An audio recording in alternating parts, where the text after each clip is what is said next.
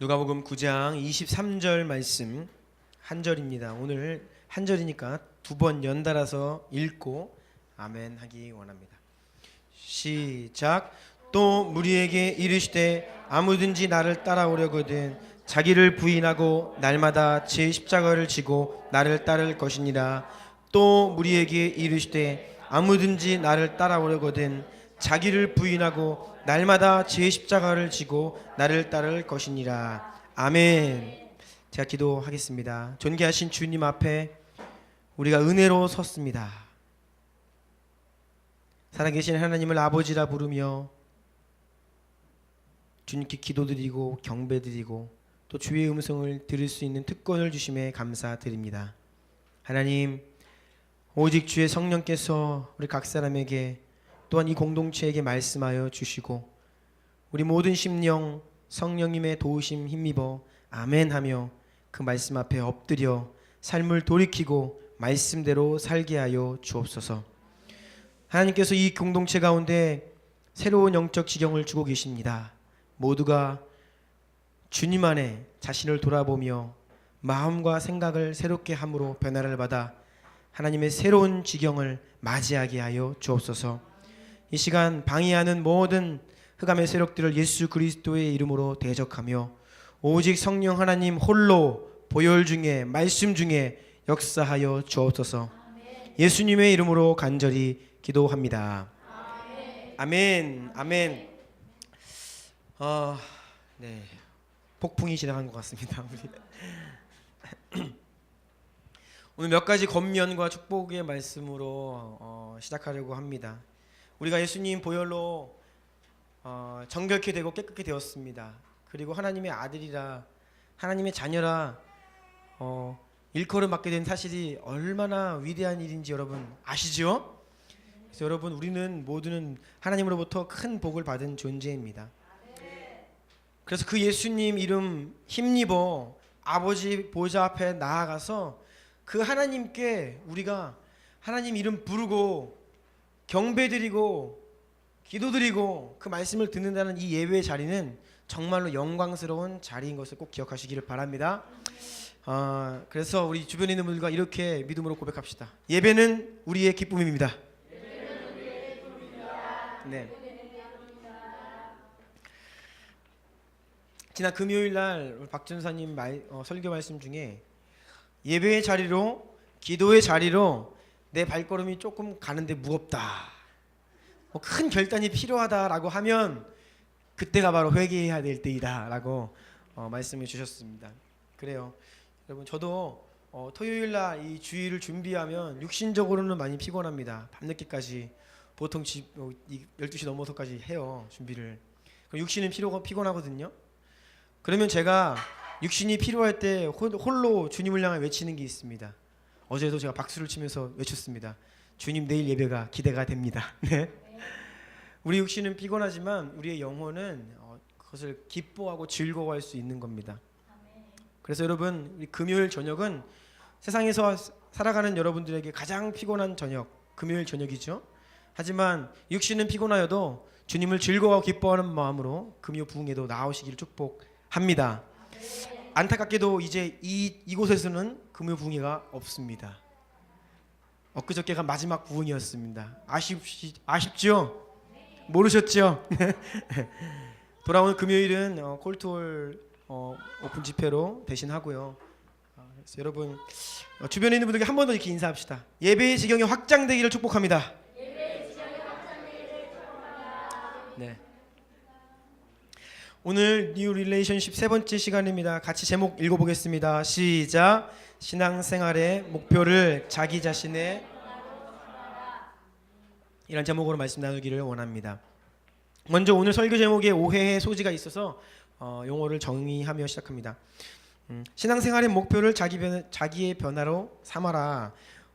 즉 신앙생활이 나를 위한 것이냐라고 오해할 수 있는데 그렇지 않습니다. 여러분, 목적과 목표는 다른 겁니다.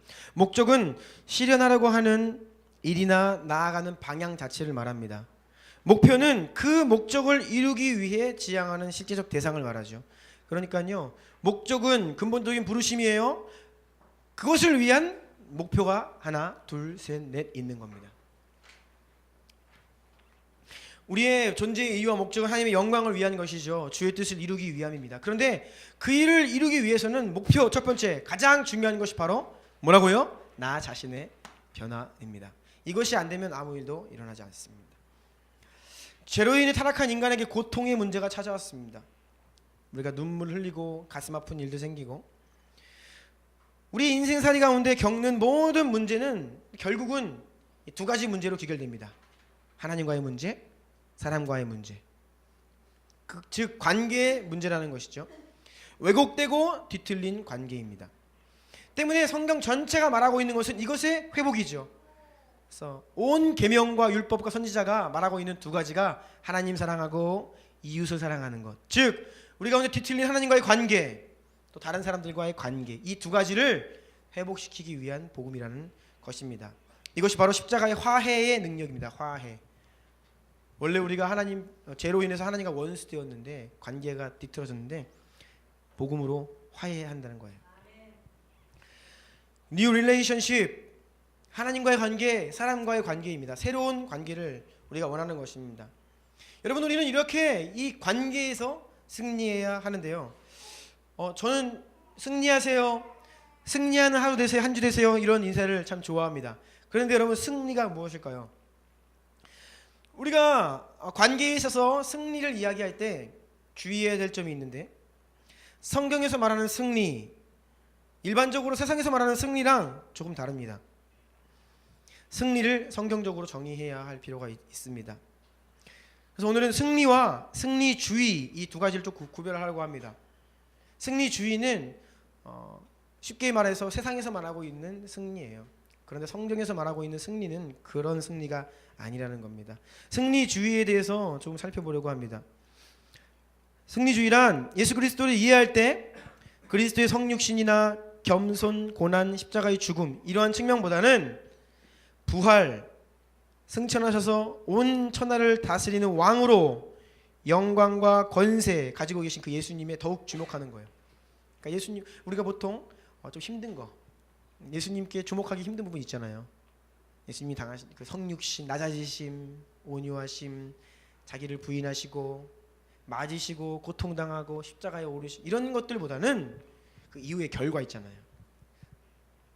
부활하시고 지금도 왕으로 다스리시는 어떤 그러한 그 측면에만 집중하는 것이 승리주의라고 할 수 있습니다.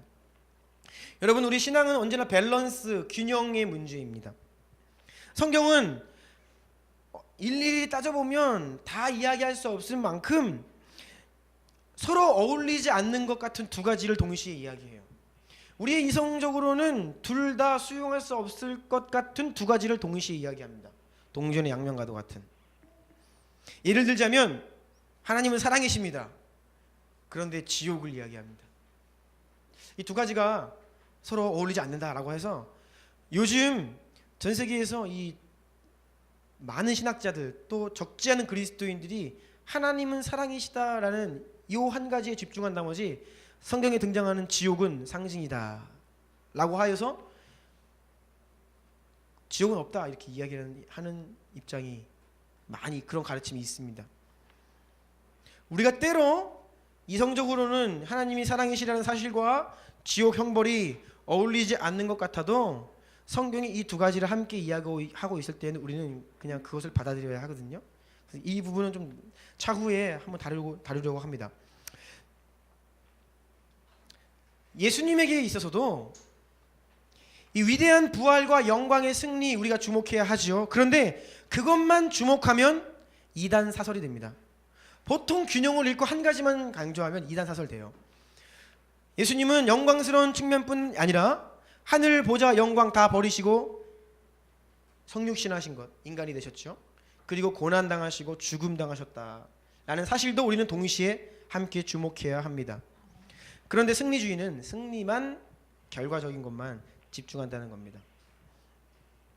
그래서 이것을 어떤 재정의 영역으로 보자면 하나님이 세상을 다 이기셨다, 모든 영역 가운데 승리하셨다. 그러니까 우리가 재정적인 영역에서도 승리해서 부유해지고 많이 가져야 우리가 섬기고 나누고 하나님의 일을 할 수 있다. 어떤 이런, 이게 바로 승리주의예요. 2번의 가로 2번입니다.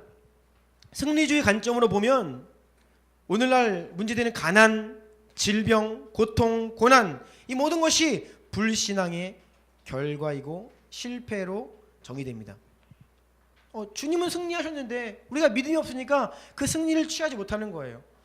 하나님은 우리에게 모든 것을 다 주셨는데 믿음이 없어서 그것을 못 취하는 겁니다.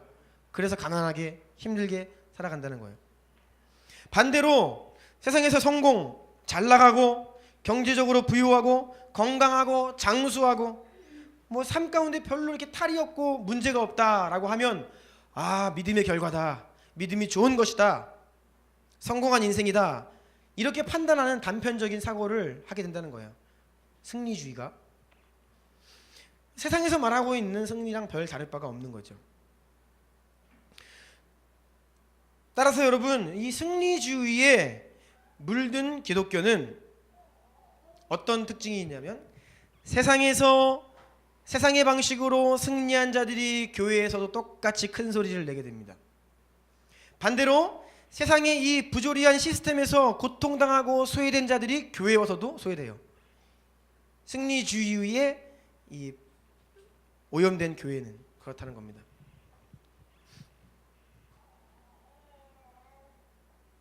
가로 3번입니다. 여러분, 극단적 승리주의는 기복주의와 샤머니즘 같은 형태로 변질될 위험이 있습니다. 그렇죠? 다 원하는 것을 주님의 능력으로 취하고 할 수 있는 거예요.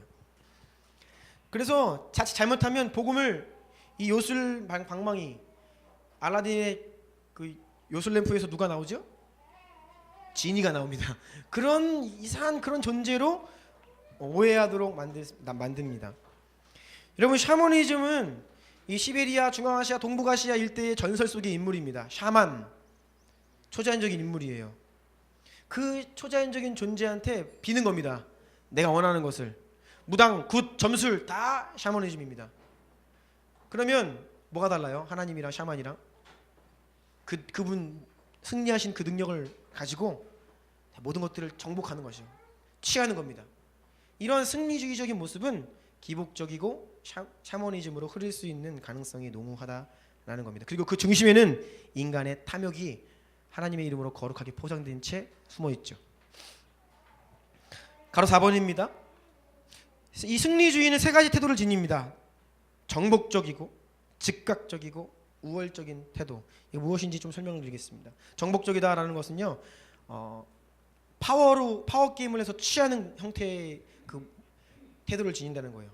그래서 하나님께서 때로 무력을 통해, 권력을 통해, 정치적으로, 때로는 돈을 통해서 그것들을 취하신다. 어떤 이런 관점을 가지고 있습니다. 역사적으로 승리주의적 관점을 가졌던 교회들이 어떤 과오를 저질렀냐? 식민지배 정당화했습니다.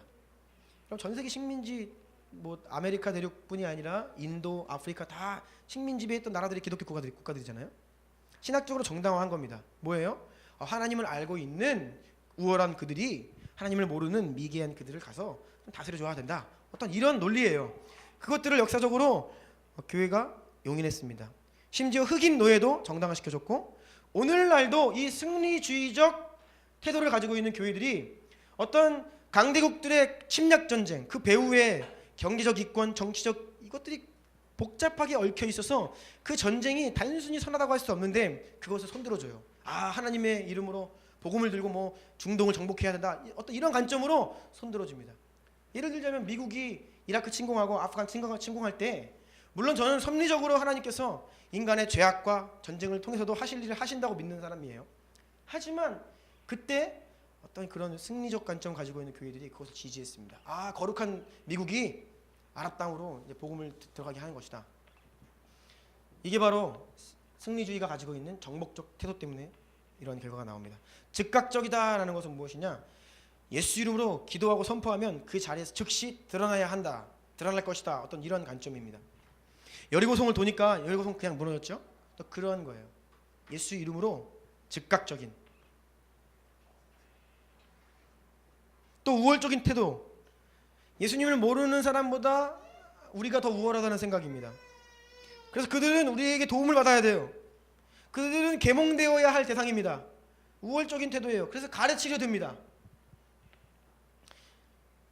이런 게 바로 승리주의적 기독교 안에 가지고 있는 세 가지 태도인데요. 여러분 잘 보시면요, 이 세 가지 태도는 예수님 당시에 이스라엘 백성들이 예수님께 요구한 태도입니다. 예수님 다 거절하셨습니다. 첫 번째 정복적인 거 뭐예요? 예수님이 실제로 왕 되셔서 정치, 권세, 군사력 가지고 독립시켜주기 원했어요. 로마를 이기길 원했습니다. 이게 당시 이스라엘 백성들이 가지고 있던 메시아 개념이에요. 예수님 그런 정복적인 개념을 거절하셨습니다. 즉각적인 것, 십자가에 달린 예수님께 요구합니다. 내려와 봐라. 네가 하나님의 아들이면 지금 즉시 내려와 봐. 자기들의 요구에 따라 지금 여기서 보여달라는 겁니다. 예수님 침묵으로, 죽음으로 그 앞에서 반응하지 않으셨죠. 우월적인 태도, 이스라엘 백성들이 얼마나 이방인들을 향하여서 우월적인 태도를 가지고 있었고 이방인들을 개라고 이야기했습니다. 개. 예수님은 이 모든 사람들의 요구, 즉 승리주의적 태도를 거절하셨습니다. 오늘날 교회도 이러한 승리주의적 모습이 있어요, 여러분. 제가 두 가지 예만 들어드리겠습니다. 첫 번째 A. 6월 19일 2주 전입니다. 서울시청 광장에서 퀴어 축제, 동성애자들의 축제가 벌어졌습니다. 물론 우리 교회는 이것을 반대합니다. 이것이 열리지 않도록 기도해 왔습니다. 하지만 그 축제가 벌어졌습니다. 제가 언론을 통해서 소개된 몇 가지 동영상을 보고 개탄했습니다. 물론 그 축제 올바르지 않고 정말 음란 파티고 더럽고 추한 행사예요. 우리끼리 있으니까 말씀드리는 겁니다. 그런데 어떤 제가 영상을 보았냐면 어떤 한 성도가 그들 퍼레이드를 하는데 딱 가로막는 거예요. 그 앞에서. 그러더니 두 손을 들고 방언 기도를 하는 겁니다. 그러면서 사탄아 물러가라 막 그냥 대적 축사를 막 하는 거예요. 귀신 쫓는 겁니다. 이게 바로 오늘날 전형적인 승리주의적 모습입니다. 교회. 뭐예요? 정복해야 될 대상이에요. 다스리고 쫓아내야 될 대상으로 보는 겁니다. 그 가운데 얼마나 우월감이 있어요. 나는 하나님의 백성이고 너희들은 하나님을 모르는 지옥 갈 사람들이다. 어떤 이런 우월감이 있습니다. 그리고 왜 즉각적인 그 신앙을 믿는 거예요. 본인이 대적하면 나갈 줄 알아요. 다시 이따 말씀드리겠지만 여러분 동성애 앞에서 우리가 뭐 예수 이름으로 떠나라 그러면 그 치유됩니까? 그러한 승리주의적 태도를 가지고 있기 때문에 그런 짓을 하는 겁니다. 저는 마음이 너무 아파요. 예수님은 뱀같이 지혜롭고 비둘기처럼 순결하라 했습니다. 근데 오늘날 한국교회는 이 두 가지를 다 잊어버렸어요. 다 잃어버렸어요. 순결하지도 못합니다. 지금 동성애 반대하는 모든 글들마다 댓글 보면 니들이나 잘하세요예요. 너희들 집안 단속이나 다 잘하세요. 이 말입니다. 동성애는 죄고 너희들 안에 있는 이런 죄는 죄 아니냐. 우리는 이미 순결함을 상실했기 때문에 더 이상 우리의 말이 호소력이 없는 것입니다. 두 번째, 뱀같이 지혜로우라 했죠. 왜 그 앞에서 손을 들고 대적 기도를 합니까? 여러분 그건 혐오입니다. 여러분 동성애 혐오하면 안 됩니다. 그들을 긍휼히 여기고 우리가 친구로 같이 옆에서 같이 울어주고 어떻게 하면 이들을 도울 수 있을까? 정말 어떻게 하면 우리를 섬길 수 있을까를 고민해야 되는 상황에서 주님을 모르고 반하는 그들 앞에서 그들을 향해서 대적하고 물러가라 하고 하는 것은 정말 나쁜 태도예요. 우리가 전하고 있는 이 예수님의 복음 메시지가 사랑입니다. 그걸 전하는 방법도 사랑의 방법으로 가야 됩니다. 그렇지 않고서는요 복음은 절대로 전해지지가 않습니다. B. 또 여리고성 전투와 같은 승리를 기대하는 땅밟기입니다. 여러분 여리고성 주변을 땅을 밟았죠. 무너졌죠. 또 이러한 개념으로 땅밟기를 하면 문제가 되는 겁니다. 오늘날 땅밟기에 대한 의견도 좌우로 나뉘어져서 저는 좀 중심을 잡고 싶은데 사실 작년에 저와 박전 선사님이 신장 유로 갔다 온 거 뭐 엄밀히 얘기하면 땅밟기입니다. 그 땅 보고 온 겁니다. 그렇죠? 그런데 여러분 땅밟기가 우리나라에 들어오면서 이 샤머니즘적으로 승리주의적인 모습으로 변질되었어요. 본래 땅밟기는 영어로 하면 prayer walking입니다. 뭐예요? prayer walking. 기도하며 걷기. 그 이상도 그 이하도 아닙니다.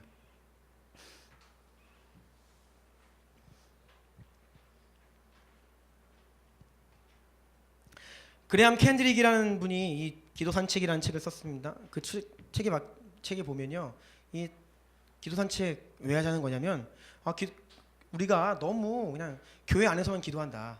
세상을 모른다. 그러니까 교회 안에서 기도하지만 잠시 밖을 나가서 동네를 걸으라는 거예요. 그러면서 뭐가 있는지 보고 우리 동네의 상황들이 어떤지를 보고 또 하나님께서 만나게 해주시는 영혼들과 인사하고 대화 나누고 또 그들에게 필요가 있으면 섬기고 하면서 그들과 좋은 관계를 맺으면서 친근하게 선교하자, 이런 게 사실 기도 산책의 의미입니다. 근데 이 한국에 들어온 이 땅밟기 개념은 친근하기는커녕 거부감을 느끼죠.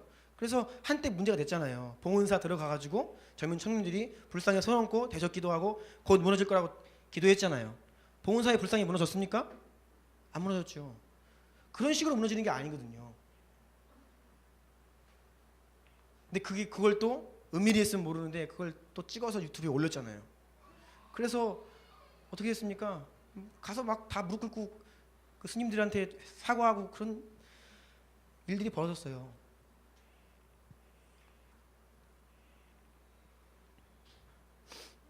여러분, 정복적인 개념으로 하면 안 됩니다. 그들을 혐오해서는 안 돼요. 전투적인 모습으로 다가가는 것이 아닙니다. 우리가 영적 전쟁 이야기할 때, 그래서 제가 항상 말씀드리는 거, 여러분, 영적 전쟁은요 다른 사람과 하는 게 아니에요. 우리 마음에서. 마음, 여기가 영적 전쟁터예요.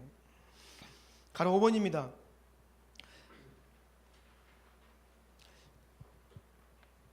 하나님에 대한 이런 잘못된 지식은 관계를 방해합니다. 하나님과의 관계를 방해하고 사람들과 관계를 방해해요. 그렇죠? 기도 산책, 주민들과 주변에 있는 주님 모르는 분들과 좋은 관계에 맺으라고 기도 산책 하라 그랬는데 그걸 잘못해가지고 어떻게 됐어요? 그들과 관계가 더 어려워졌죠. 네. 아, 저 사람들은 항상 우리를 혐오하는구나, 우리를 대적하는구나, 우리를 향해서 뭐가 떠나가라 그러는구나. 그리고 또한 하나님과의 관계에도 문제가 생깁니다. 보통 여러분 신앙의 회의를 가지고 교회를 떠나거나 한 분들 얘기 들어보십시오. 다 중심에 하나님은 왜 그래요? 나는 그런 하나님 이해할 수 없어요, 이렇게 이야기합니다. 왜 그런지 아십니까? 하나님에 대한 개념이 잘못 들어차 있기 때문에 하나님에 대한 평가도 틀리는 거예요. 이렇게 전투적이고 승리적이고 즉각적이고 우월적인 개념으로 하나님을 생각하기 때문에 문제가 생기면 예수 이름으로 했으면 무너져야죠.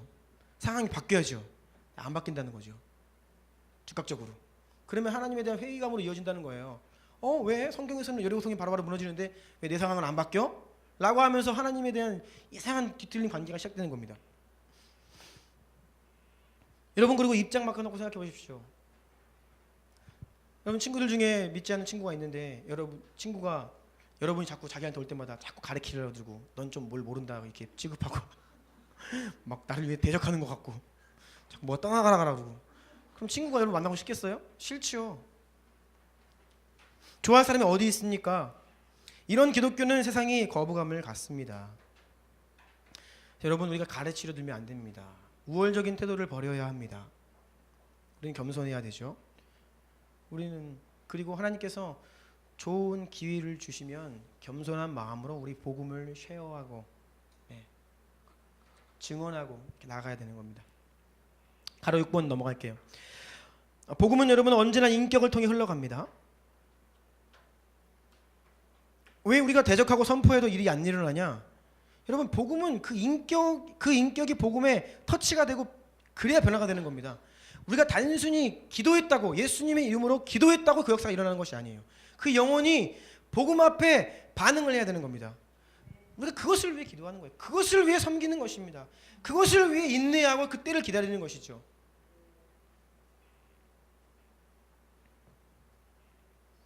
그래서 그것을 위해 우리는 지혜롭고 순결해야 합니다. 큰 3번으로 넘어갑니다. 그러면 승리주의와 성경이 말하는 승리는 무엇이 다른가? 성경은 분명히 승리의 삶을 이야기해요. 그런데 그것은 승리주의는 아니라는 겁니다. 이 차이를 좀 보겠습니다. 가로 1번.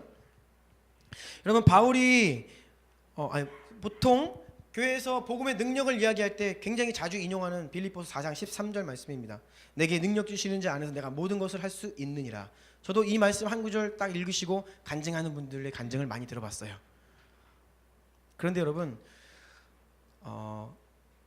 그 말씀 하려면 이 말씀 인용하면 안 됩니다. 그런 간증이랑은 이 말씀에 어울리는 말씀이 아니에요. 그럼 다른 말씀을 찾아야 됩니다.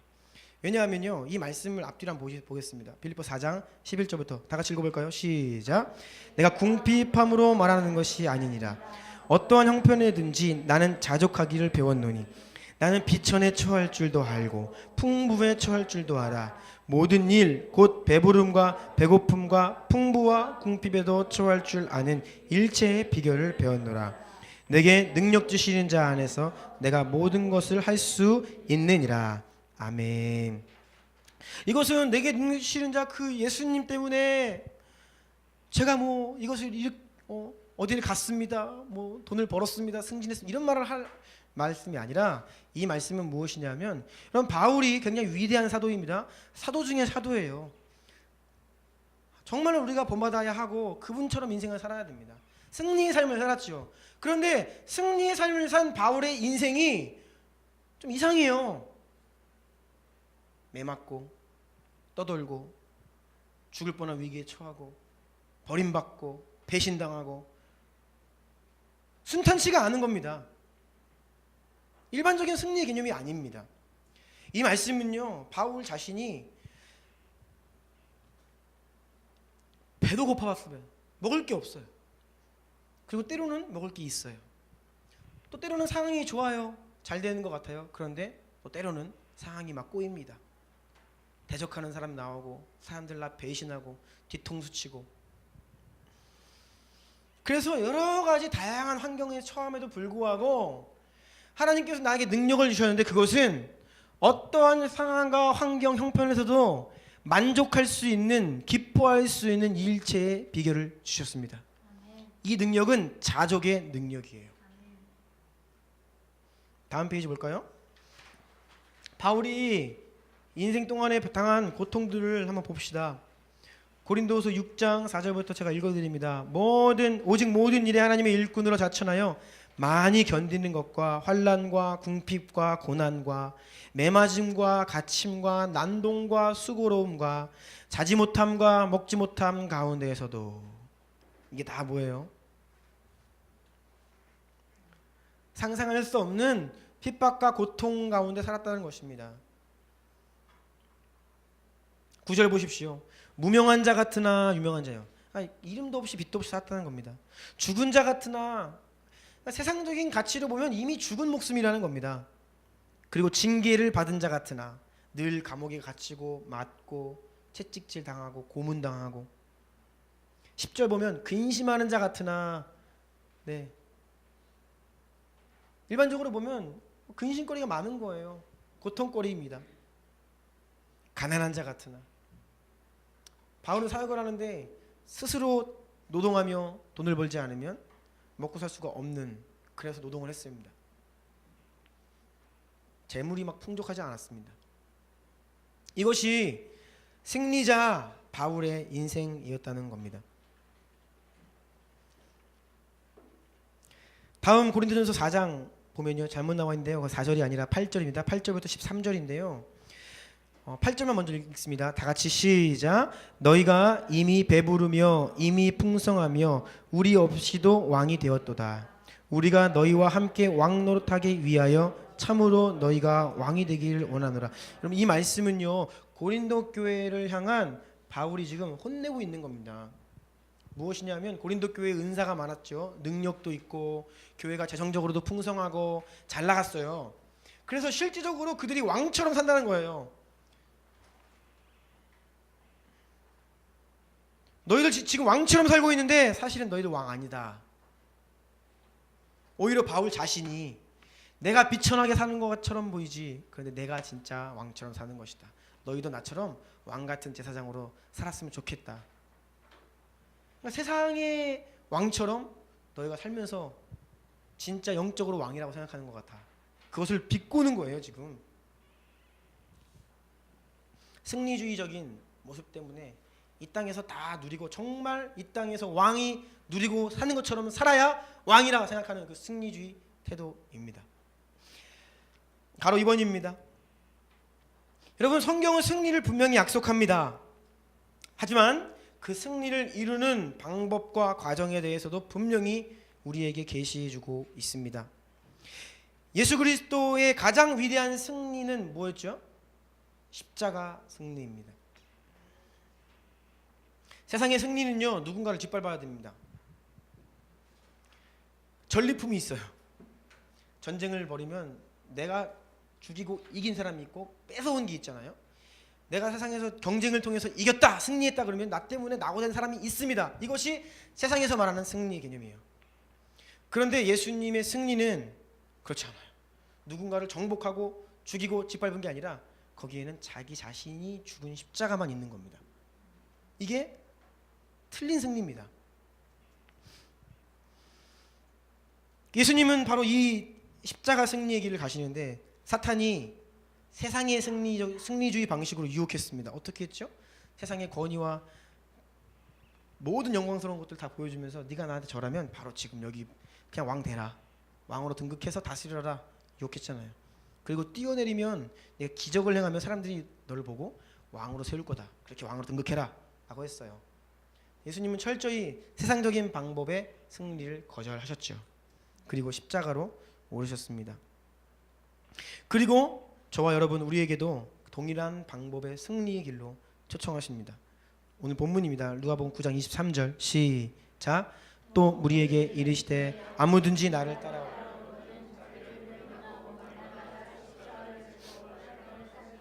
아멘, 아멘. 이것이 바로 십자가 승리의 능력입니다. 여러분 대적 기도를 해가지고 사탄을 물리쳐서 동성애자들을 치유하겠다, 말도 안 되는 얘기입니다.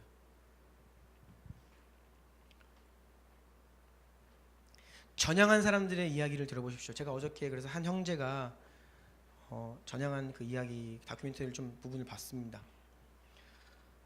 얼마나 결국은 에이즈까지 걸린 형제인데 예수님 믿고 돌아왔어요. 예배자가 돼 있습니다. 근데 그 인생 가운데 얼마나 그 과정 가운데 눈물과 아픔이 있는지 몰라요. 이 형제가 주님을 모르는 자가 아니었습니다. 주님을 사랑해요. 그런데 그 동성애에 빠졌어요. 죄인 거를 본인 스스로가 알아요. 더 이상 하고 싶지 않습니다. 회개하고 돌이키고 결단하는데 다시 그 길로 가요. 고통스러운 겁니다. 그때 교회가 이 형제를 받아준 거예요. 그래서 많은 지체들이 이 형제와 함께 울고 기도하고 모두가 자기 일처럼 각자의 십자가를 지면서 이 형제가 결국은 전향을 한 겁니다. 완전히. 이게 단순히 기도 한 번도 되는 게 아닙니다, 여러분. 기도 한 번도 되면 얼마나 쉬워요? 그렇죠? 너무나 쉽죠. 여러분 가정에 아직 믿지 않는 형제자매 부모님이 있을 수 있습니다. 우리 교회가 오늘 주나님교회가 통성을 한번 기도합시다. 주여 한번 부르고 그 영혼 주님 돌아오게 해주십시오 해서 딱 돌아오면 얼마나 좋아요. 그렇지 않다라는 것입니다. 우리가 예수님 이름이면 뭐든지 할 수 있습니까? 할 수 있는데요, 하나님께서 정하신 방식이 있어요. 하나님은 사람을 조종하지 않으십니다. 우리가 기도한다고 그 사람이 가서 그 사람을 조종하지 않으세요. 그 인격이 주님께 반응할 수 있도록 우리는 자기를 부인하고 십자가를 지는 이 일이 반드시 필요하다는 것입니다. 이걸 통한 승리가 바로 성경이 말하고 있는 승리입니다. 가로 3번, 성경은 최종 승리를 또한 약속합니다. 최종 승리. 하지만 동시에 그 승리에 이르는 과정에서 겪는 크고 작은 실패와 고통들을 부인하지 않습니다. 우리가 예수님 믿기 때문에 뭐든지 승리하고 우리 뜻대로 되고 다 취할 수 있느냐? 그것이 아닙니다. 우리는 아직 예수님의 재림, 완전한 하나님 나라의 도래를 보지 못하고 있어요. 그래서 최종 승리를 약속받고 그날을 향해 다가가지만 우리는 때로 넘어지고 실패할 수 있다는 것이에요. 마태복음 10장 22절 35절 보면 또 너희가 내 이름으로 말미암아 모든 사람에게 미움을 받을 것이라. 끝까지 견디는 자는 구원을 받으리라. 내가 온 곳은 사람이 그 아버지와 딸이 어머니와 며느리가 시어머니와 불화하게 하려 함이라. 이게 무슨 말씀일까요? 복음으로 인하여서 관계에 문제가 생긴다는 겁니다. 믿지 않는 가족들과의 어떠한 갈등이 생길 수도 있다는 거예요. 예수님을 따르는데 이슬람 지역 형제들이 그렇잖아요. 그냥 버림받는 겁니다. 사회로부터, 가정으로부터. 직업도 못 구하는. 왜 그러죠? 예수님 능력이 있는데요. 복음의 능력으로 돌파 못하나요? 성경은 최종 승리를 약속하지만 그 과정 가운데 우리가 져야 될 십자가가 있다고 분명히 말씀하고 있다는 겁니다. 존 파이퍼 목사님이 이렇게 말씀하셨습니다. 하나님께서는 복음을 위한 전략적 패배를 허용하신다. 저 참 위대한 말인 것 같아요. 이 말씀은 작년에 하신 말씀인데, 작년에 어떤 이 미국의 큰 대형 교회인데 굉장히 건전하게 개혁주의적으로 말씀 중심적으로 잘 교회를 섬기시던 한 담임 목사님이 계셨는데, 이분이 재정 문제와 표절 시비 때문에 그 교회를 사임하는 사건이 발생했습니다. 그때 존 파이퍼 목사님이 슬퍼하면서 뭐라고 이야기했냐면 사탄이 승리했다라고 이야기했어요. 이게 무슨 말이에요? 그런데 이어서 하시는 말씀이, 하나님은 최종 승리를 위해 때로는 사탄의 승리도, 조그마한 승리도 허락하신다는 거예요. 이게 주의 섭리 안에 있다는 것입니다. 그 동료 목사님이 사탄에게 지금 잠시 졌는데 그럼에도 불구하고 하나님이 승리하실 것이다, 어떤 이런 표현이에요. 우리의 바람은 한순간도 실패하기 싫고 넘어지기 싫죠. 매일매일 승승장구하고 싶고 매일매일 삶 가운데 내가 원하는 대로 하고 싶습니다. 하지만 때로 하나님은 대의를 위해, 최종 승리를 위해 우리에게 실패를 허락하실 때가 있다는 겁니다. 무언가 우리가 원하는 이것이 정말 좋은 일이고 올바른 일인데 그것을 지연시킬 때가 있다는 거예요.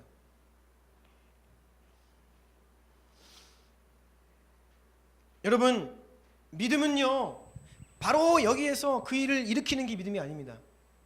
내가 어떤 바람을 예수님의 이름으로 즉각 성취시키는 것이 믿음이 아닙니다. 더 큰 믿음은 최종 승리를 바라보는 믿음입니다. 히브리서 11장에 나오는 믿음의 선진들이 다 그리했습니다. 약속을 받지 못하였음에도 불구하고 그것을 앞으로 장차 받을 것을 믿음의 눈으로 바라보는 것입니다. 이것이 믿음이에요. 그런데 우리 육신은 지금 당장 여기에서 오늘날 내가 살아가는 인생 가운데 누리고 싶은 것이죠. 이게 바로 우리 육신과 이 믿음의 대치점입니다.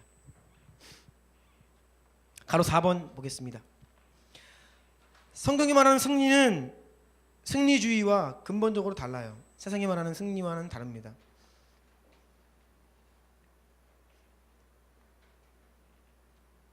누군가를 짓밟고 올라가는 승리가 아니에요. 우리가 승리했을 때 남는 것은 내가 이긴 상대가 아니라, 우리는 승리하면 남는 것은 뭐가 남냐? 십자가에 달린 내가 남는 겁니다. 여러분, 이 차이 아시겠어요? 세상은 십자가를 패배라고 실패라고 비웃죠. 예수님을 향하여서 그랬습니다. 비아냥거렸습니다. 유대인의 왕이라며 내려와봐. 우리가 자기를 부인하고 여러분 십자가를 져보십시오. 세상이 우리를 우습게 압니다. 바보로 생각할 수 있어요. 우리가 정말로 자기를 부인하고 십자가를 지며 주님의 뜻대로 살면 이 세상에서 나고자라는, 실패했다는 오명을 쓸 수도 있습니다. 하지만 예수 그리스도 재림하시는 그날 최후 심판대 앞에서 우리는 가장 영광스러운 칭호를 얻게 될 것입니다. 그래서 예수님 재림날은요, 인류 역사상 가장 드라마틱한 역전극이 벌어지는 날이에요. 세상에서 추앙받고 영웅시되었던 사람이 가장 밑으로 떨어지고요, 세상에서 이름도 없고 빛도 없던 그냥 한 보잘것없던 한 존재가 주님께로부터 영광을 받는 그날이 바로 하나님의 심판대라는 것입니다. 성경을 보아도요, 화려한 인생을 살고 사람들에게 칭찬받고 박수받았던 인생이 하나님 앞에서도 똑같이 박수받는 인생은 없습니다. 그래서 주님께서도 뭐라 말씀하셨죠? 오른손이 한 일 왼손이 모르게 해라. 왜요? 우리가 오른손이 한 일을 사람들이 박수 쳐주고 잘했다 해주면 영광 이미 받았다, 하나님께 받을 것이 없다는 것입니다. 그래서 남 모르게 하고 칭찬받지 않으면, 사람에게 영광 취하지 않으면 하나님이 그 영광을 주신다는 겁니다. 그런데 우리는 항상 늘 갈등이 뭡니까? 사람이 알아주지 않는 게 문제잖아요. 좋은 겁니다. 왜요? 사람이 알아주면 하나님이 주실 걸 미리 받는 거예요. 근데 그 상급 받는 날을 이 땅 위에서가 아니라 최종 심판대로 유보할 수 있는 것이 바로 믿음이라는 것이죠. 20년 전에 7월 1일 날 제 육신의 아버지가 소천하셨습니다. 딱 1996년이었으니까 2006년이죠. 20년입니다. 7월 1일. 저는 하나님께 가면 첫 번째 물어보고 싶은 것이 바로 이겁니다. 우리 아버지를 왜 이렇게 일찍 데려가셨나요? 궁금해요. 풀리지가 않습니다. 그런데 제가 한 가지 확신하고 있는 것 무엇이냐? 제가 우리 육신의 아버지를 참 존경하는데 아마 살아계셨으면 제 생각에 언론 한번 탔을 것 같아요. 네. 오늘날에 이런 분 계시다. 그런데 그것이 아버지 인생에 있어서는 별로 득될 게 없는 것 같아요. SNS 많고 막 그냥 갑자기 떠가지고 많은 사람들이 막 좋아요를 눌러대고 와 좋은 분이야 박수 쳐주고 그러면 예수님 말씀대로 사람들에게 영광 다 받아버리면 하나님 앞에 섰을 때 어떤 영광이 있냐는 거죠. 저는 그래서 한 가지 감사한 것, 우리 아버지가 무명 시절에 주님 부르신 거.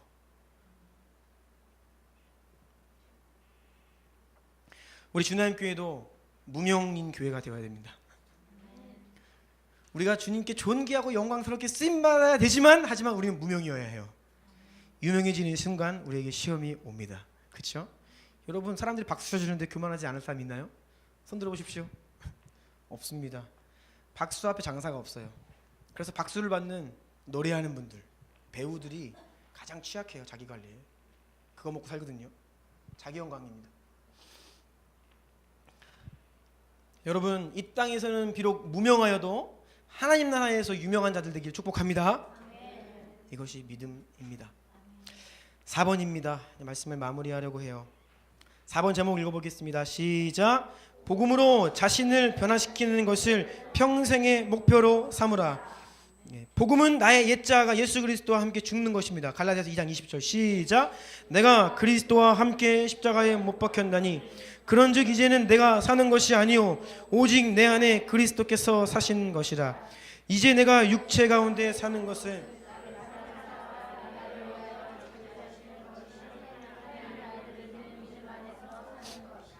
아멘. 복음은 내가 죽는 것입니다. 복음으로 다른 사람을 죽이려 하면 안 돼요. 네. 복음은 내가 변화되는 것이지 복음으로 다른 사람을, 예수 이름으로 다른 사람을 변화시키려 하면 안 됩니다. 물론 하나님은 그 영혼도 변화시킬 겁니다. 그런데 그 방법이 바로 내가 먼저 변화되고 변화된 나를 통해 주님이 일하시는 거예요. 가로 2번. 여러분 남 탓하는 습관, 다른 사람을 조종하려 하는 것은 육신의 본성입니다. 그것이 선한 일이라고 하여도 다른 사람 조종하려 하는 것은 육신의 본성입니다. 신앙이 성숙한 자는 남 탓하지 않죠. D.L. 무디는 당신의 사역에 있어서 가장 큰 걸림돌은 무엇이냐는 질문에 가장 큰 걸림돌은 나 자신입니다라고 이야기했다는 것을 잊지 마시기 바랍니다. 모든 문제와 고통을 자기 성찰, 회개 그리고 성장의 도구로 삼는 자가 인격적으로 성숙한 자입니다. 동시에 타인의 인격이 다른 사람의 인격이 복음 앞에 직면할 수 있도록 그 사람을 변화시키려고 하는 게 아니라 내가 부인하고 나를 부인하고 내가 십자가를 져야 되는 거예요. 내가 죽고 내가 십자가를 지면 그때서야 비로소 하나님은 나를 통해 일하시기 시작하는 겁니다. 가로 3번. 나를 변화시키는 것이 복음의 진정한 능력입니다. 내가 변화되어야 하나님이 일하십니다. 여러분 그래서 자꾸 복음으로 다른 사람 변화시키려고 그러지 마십시오. 네. 남편 아내 변화시키려고 그러지 마시고 내가 변화되어야 합니다.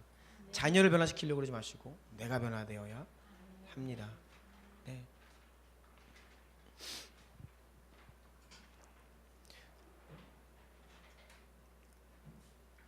한국교회에 홍정길 목사님이라는 원로 목사님이 계십니다. 참 존경스러운 분인데요. 제가 그분의 인터뷰가 한 가지 기억이 납니다.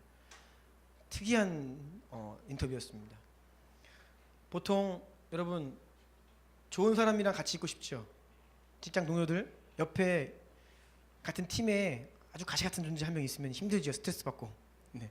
나 막 힘들게 하고 긁고 뺀질거리고 일 안 하고 그러면 우리의 바람은 그 사람이랑 일하기 싫죠. 나랑 팀워크 잘 맞고 마음이 잘 맞고 친하게 지낼 수 있는 사람이랑 함께 하고 싶은 것이 인간의 마음입니다. 근데 이 홍정길 목사님 말씀이 함께 사역을 하는데 동역자가 속속인다. 보통 내보냅니다. 그렇죠? 빠이빠이 해요. 너랑 나랑 안 맞는다. 근데 그분은 데리고 있는데요. 왜냐하면 다른 데 가면 다른 교회에 힘들게 하니까. 그래서 데리고 있는 겁니다. 그래서 5년, 6년, 7년 데리고 있으면 그 사람이 변화돼가지고 새 사람이 돼요. 그래서 여러분 이게 바로 복음으로 내가 변화되어야 된다는 의미인 것 같아요. 여러분 옆에 있는 사람 문제가 아닙니다. 우리가 그 사람을 수용 못하는 게 문제죠. 그렇죠? 우리가 변화되어서 그 영혼을 수용해주고 받아주고 섬길 수 있다면 비로소 하나님은 그런 나의 십자가를 통해서 그 영혼을 변화시킬 거라는 겁니다. 여러분, 이 모두입니다. 제가 뭐 세상을 변화시키지 말자가 아니에요. 누군가를 변화시키면 안 된다 이 말이 아닙니다. 그런데 하나님은 그 일을 이루시기 위해서 우리 각자의 자신의 부인과 자기 부인과 자기 십자가를 통해 그 일을 이루신다는 겁니다. 그래서 한 가지 우리의 일생의 목표, 예수님 닮는 겁니다. 내가 변하는 거예요. 그래서 오늘 말씀에도 여러분 나 자신에게만 아멘 하십시오. 옆에 있는 남편에게 아멘 하라고 그러지 마시고 네, 한번 기도하기를 원합니다. 얼마나 우리가 복음이라는 이름으로 다른 사람을 조종하려 하는지 모릅니다. 또 내가 원하는 것을 빨리 즉각적으로 이루어보려고 하는지 몰라요. 바울도 평생 대적하는 사람들을 끼고 살았습니다. 예수님의 이름으로 그런 대적하는 사람들 뻥뻥 이기고 물리치고 그러면 얼마나 좋아요? 그런데 주님은 그런 것들을 통해서 바울을 훈련시키고 단련시키고 하나님의 뜻을 이루어 가시는 거죠. 여러분, 우리가 처하고 있는 어떤 상황 가운데 고통들, 아픔들이 있습니까? 힘든 명령들이 있습니까? 물론 우리는 그것을 이기기 위해 기도해야 합니다. 그런데 여러분, 그것을 자기 성찰과 회개와 성장의 도구로 취하기를 원합니다. 그리고 우리가 그 사람도 그러한 상황도 감당할 수 있고 수용할 수 있는 더 넓은 영적 분량이 될 수 있도록 기도합시다. 이것이 바로 우리가 십자가에 달리는 길입니다. 주님, 날 위해 십자가에 오르셨는데 나도 예수님과 함께 십자가에 못 박혀 죽었나니 이제는 내가 사는 것이 아니요 오직 내 안에 그리스도께서 사시는 것이다라는 이 믿음의 고백이 우리 가운데 있기를 원합니다. 신앙생활의 목표를 나 자신의 변화로 삼겠습니다. 고백하며 들은 말씀 기억하며 주여 한번 부르고 다 같이 기도하며 나갑시다.